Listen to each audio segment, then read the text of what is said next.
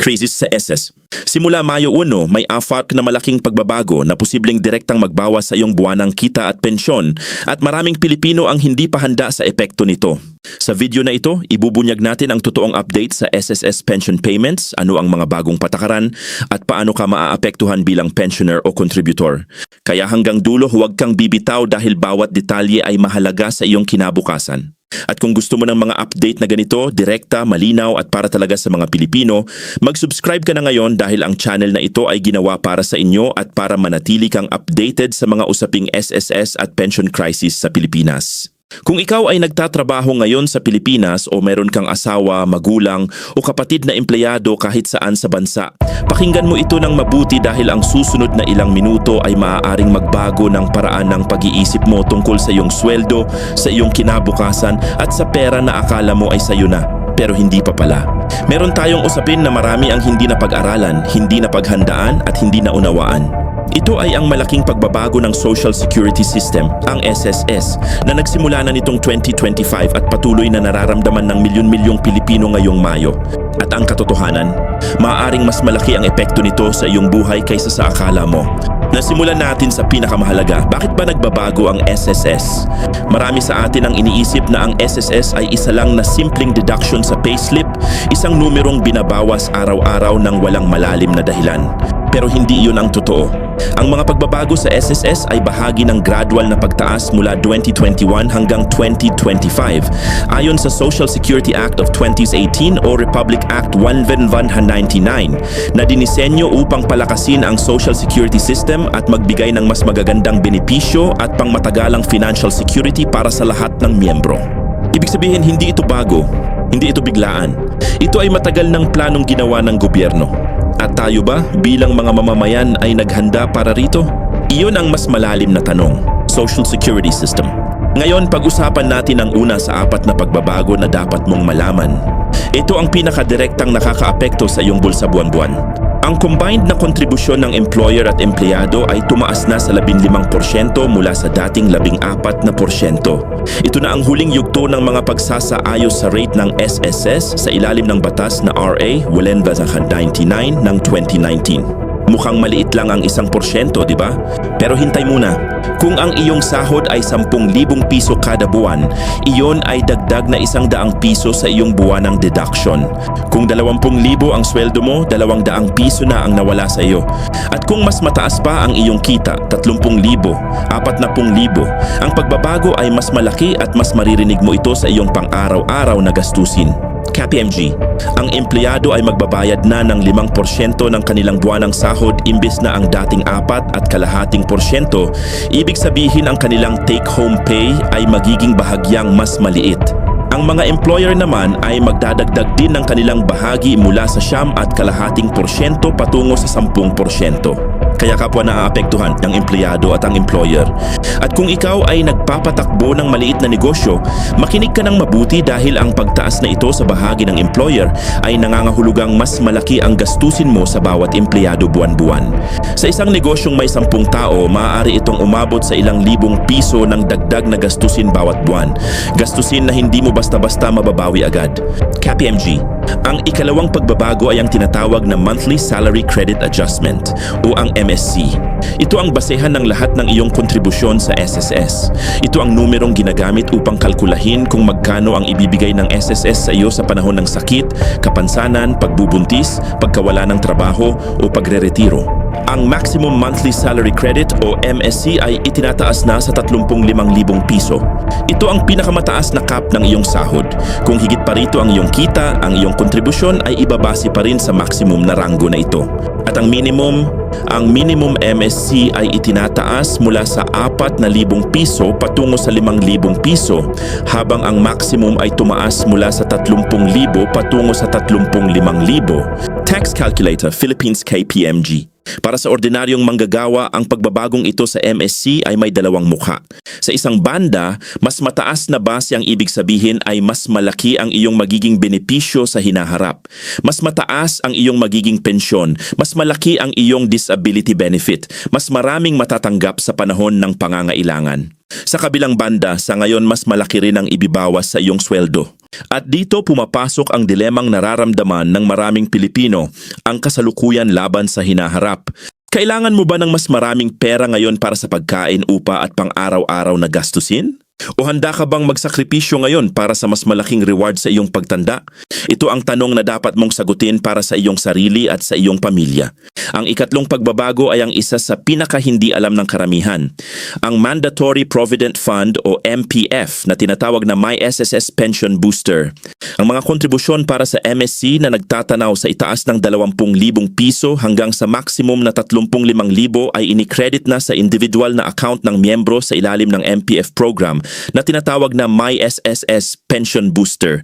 Ang mga kontribusyon sa My SSS Pension Booster ay pinaghahatian ng empleyado at employer, habang ang mga self-employed, voluntary members at OFW members ay sariling sumasaklaw ng kanilang My SSS Pension Booster Contribution, Social Security System. Ang tanong ng marami, ano ba talaga ang ibig sabihin nito sa simpleng wika? Ang ibig sabihin ay kung ang iyong kita ay higit sa 20,000 bawat buwan, mayroon kang espesyal na savings account sa loob ng SSS na lumalago para sa iyo. Hindi ito maaaring kunin agad-agad. Hindi ito para sa emergency. Ito pa si tayo na iyong pagtanda, isang investment sa iyong kinabukasan na hindi mo makikita agad ngayon pero maramdaman mo ng lubusan pagdating ng iyong panahon. Kasama sa mga benepisyo ng My SSS Pension Booster ang permanent total disability, death at retirement pensions at lahat ng claims dito ay binabayad ng magkasama ng regular na SS benefits, Social Security System. Ito ay magandang balita para sa mga may mataas na sahod, ngunit ang katotohanan din ay marami sa ating mga kababayan ang hindi pa man nakakarating sa 20,000 piso na threshold. Para sa kanila, ang MPF ay isang bagay na malayo pa, isang pangako ng sistema na hindi pa nila nararamdaman sa kanilang pang-araw-araw na buhay. At dito nagsisimula ang mas malalim na talakayan tungkol sa pagkakapantay-pantay ng social protection sa ating bansa. Ngayon pag-usapan natin ang ika-4 na pagbabago at ito ang nagdudulot ng pinaka-mix na reaksyon sa mga Pilipino ngayon. Sa Mayo 2025, ang mga SSS pensyonado ay magsisimulang makatanggap ng dagdag na halos 2,000 piso bawat buwan. Sa una, mukhang magandang balita ito. At tama, para sa mga nakatanggap na ng pensyon, ito ay isang makabuluhang pagbabago.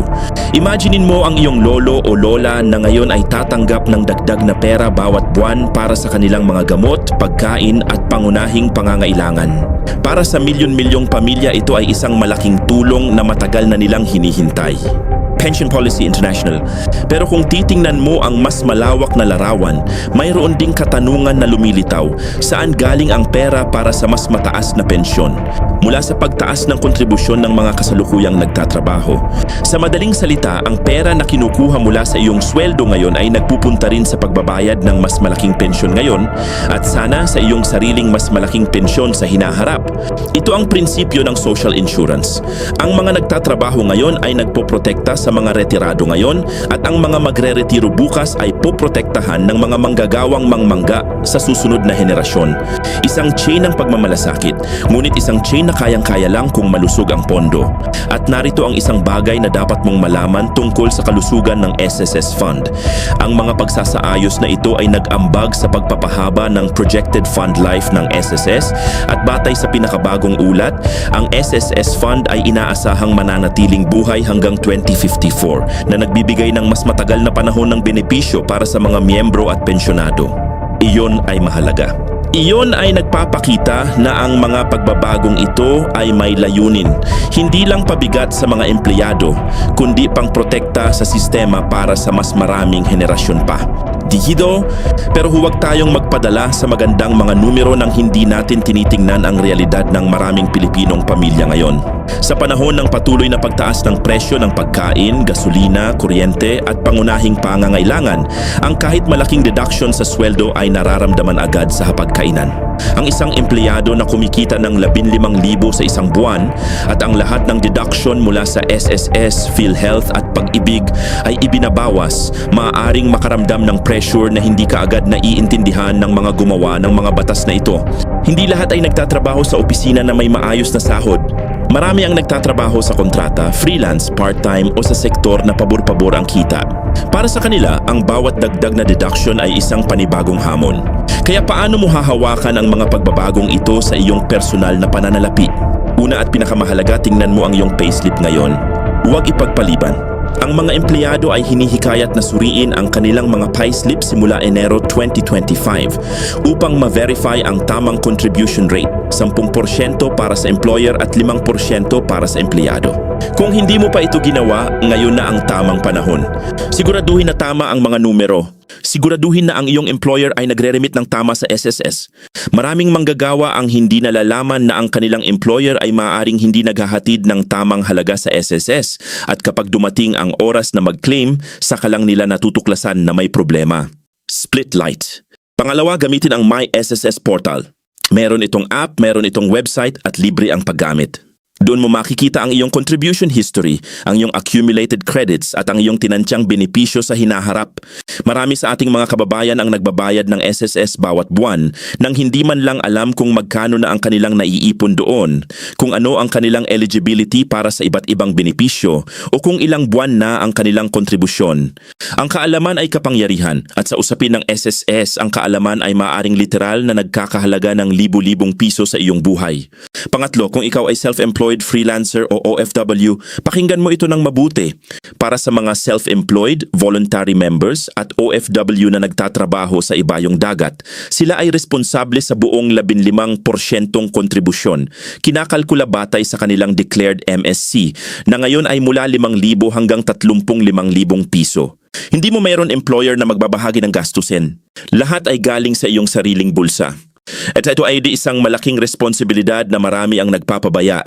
Kung ikaw ay nagtatrabaho sa abroad, isipin mo, nagbabayad ka ba ng SSS?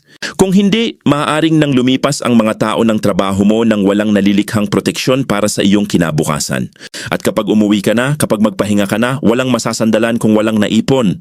Dihido, ngayon pag-usapan naman natin ang pangmatagalang larawan, ang mas malim na dahilan kung bakit ang mga pagbabagong ito, kahit nakakasakit sa iyong bulsa ngayon, ay maaaring maging isa sa pinakamahalagang desisyon na ginawa ng gobyerno para sa iyong kinabukasan.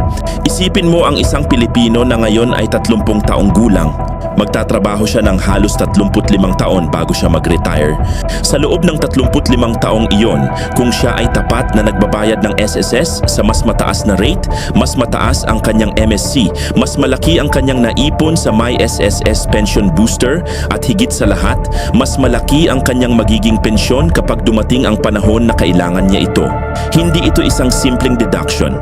Ito ay isang investment sa iyong sarili, isang investment na ikaw mismo ang makikinabang sa katapusan.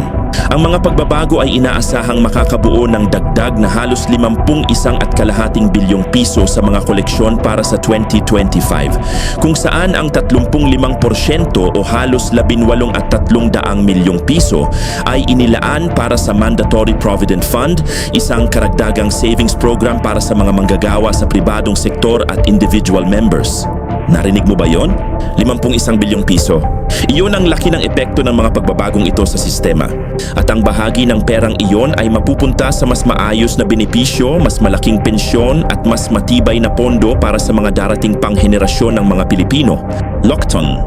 Pero hindi nating maaring baliwalain ang mga kritikal na tanong na dapat nating itanong bilang mga mamamayan. Una, sapat na ba ang pamamahala ng SSS upang masiguruhing ang lahat ng perang ito ay tunay na mapupunta sa mga miyembro at hindi mabubulok sa bureaucracy o mawawala sa hindi maayos na pamamahalang pondo? Ito ay isang lehitimong tanong na dapat sagutin ng transparency at accountability mula sa SSS mismo. Pangalawa, para sa mga manggagawa sa hindi formal na sektor, mga tindero, barbero, beauty parlor workers, tricycle drivers at iba pa, sapat ba ang mga mekanismo upang matiyak na sila rin ay nakakasaklaw sa sistema? Marami sa kanilang mga kababayan ang hindi pa rin nakarehistro sa SSS at sa makatuwid, hindi sila protektado ng anumang pagbabago, gaano man ito kaganda para sa mga nakasaklaw na. Mayroon ding aspetong emosyonal sa lahat ng ito na hindi natin dapat baliwalain. Ang pag-usap ng SSS at ng bawas sa sweldo ay hindi lang talaga isang usapin ng pera. Ito ay usapin ng tiwala. Nagtitiwala ka ba sa sistema? Naniniwala ka ba na ang pera na binabawas sa iyo bawat buwan ay tunay na mabibigay sa iyo balang araw sa oras na kailangan mo ito? O iniisip mo bang ang SSS ay isa palang ahensya ng gobyerno na mahirap ang pag-asa? Ang katanungang ito ay nasa puso ng maraming Pilipinong manggagawa at ang sagot dito ay may kinalaman hindi lang sa SSS mismo kundi sa ating kabuuang pagtingin sa mga institusyon ng ating bansa. Ang magandang balita ay ngayon may mga hakbang na ginagawa upang palakasin ang tiwala ng publiko. Bilang bahagi ng malawak na programa ng modernisasyon at pagsasama, ang mga pagbabago ng SSS para sa 2025 ay naglalayong lumikha ng isang mas inklusibo, matibay at maresponsibong sistema ng pensyon sa Pilipinas. Kasama na rito ang mas modernong digital na sistema para sa mga transaksyon, mas mabilis na proseso ng mga claims at mas malinaw na komunikasyon sa mga miyembro tungkol sa kanilang mga benepisyo. Ito ay mabuting simula, ngunit kailangan ng patuloy na presyur mula sa ating mga mamamayan upang matiyak na ang mga pangako ay natutupad. Pension Policy International. Para mas sa mga pensyonado at sa kanilang mga pamilya, mayroon ding magandang mensahe. Sa ilalim ng bagong mga patakaran, ang mga retirement at disability pensioners na nakatanggap na ng benepisyo bago magkatapusan ng Agosto 2025 ay nagsimulang makita ang 10% pagtaas simula Setyembre, habang ang mga survivor pensioners naman ay nakatanggap ng 5% pagtaas. At ang mga pagtaas na ito ay hindi isang beses na gestura, ang magkapareho rin ay nakatakda para sa Setyembre 2026 at Setyembre 2027. Iyan ay hindi lang isang beses na tulong, iyon ay isang multi-year na pangako ng pagtaas na nagbibigay ng katiyakan sa mga pensyonado at sa kanilang mga pamilya. News. Sa huli, ang 4 na pagbabagong ito ng SSS, ang pagtaas ng contribution rate sa 15%, ang pagsasaayos ng monthly salary credit mula 5,000 hanggang 35,000, ang paglulunsad ng My SSS Pension Booster para sa mga may mas mataas na kita at ang pagtaas ng pensyon para sa mga kasalukuyang nakatanggap ng benepisyo ay bahagi ng isang mas malaking kwento. Ito ay kwento ng isang bansang sinusubukan na mapalakas ang kanyang social protection system para sa lahat ng Pilipino ngayon at sa hinaharap. Ang iyong trabaho ngayon ay simple pero mahalaga. Huwag baliwalain ang mga pagbabagong ito. Tingnan ang iyong payslip. Mag-login sa iyong My SSS account. Alamin ang iyong contribution history. At kung may katanungan ka, huwag mahiyang magtanong sa iyong HR department, sa SSS mismo o sa mga mapagkakatiwalaang pinagkukunan ng impormasyon. Ang pera na ito ay iyo, kita mo. At dapat mong malaman kung saan ito napupunta, kung paano ito lumalago, at kung kailan mo ito matatanggap muli kapag dumating ang oras na kailangan mo ito ng husto. Ang kinabukasan ng bawat Pilipinong manggagawa ay bahagi ng kinabukasan ng ating bansa. At kapag naintindihan natin ang mga sistema na nagpoprotekta sa atin, kahit mahirap intindihin minsan, kahit nakakasakit sa bulsa ngayon, tayo ay mas handa, mas ligtas at mas malaya. Kaya huwag hayaang lumipas ang Mayo nang hindi ka nakakaalam ng mga pagbabagong ito. Dahil ang kaalaman ngayon ay seguridad bukas. Iyan ang katotohanan ng SSS at iyan ang katotohanan ng iyong kinabukasan.